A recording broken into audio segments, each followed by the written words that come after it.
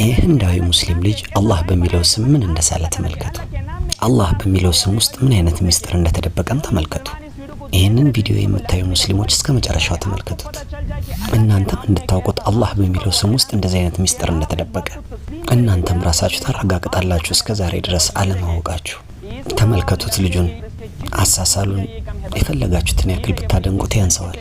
እየሳለ ያለውን ስዕል ስታዩት ማለት ሙስሊሞች እኮ በትክክል ማወቅ አለባቸው በአላህ ስም ውስጥ ምን አይነት ሚስጥር ተደብቆ እንደኖረ። በቃ ምን አለፋችሁ እናንተ የቪዲዮ መጨረሻ ላይ ይሄንን ምስል ትስሙታላችሁ። ማለትም በቃ እንደኔ ሐሳብ ከሆነ እጅግ በጣም አስገራሚ የሆነ ምስል ነው።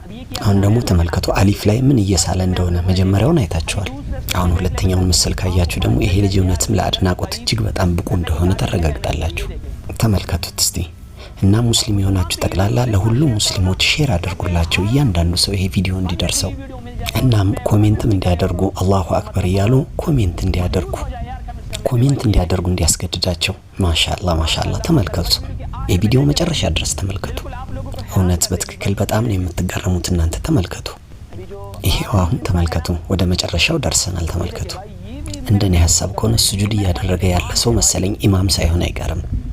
ይህ ህንዳዊ ሙስሊም ልጅ እጅግ በጣም ገራሚ ልጅ ነው። የተለያዩ ስዕሎችንና የተለያዩ ምስሎችን ሁሉ ይስላል። ተመልከቱት እስቲ ባካችሁ። በጣም የሚገርም ልጅ ነው። በጣም አስገራሚ ምስል። ማሻአላህ ብላችሁ አድንቁት።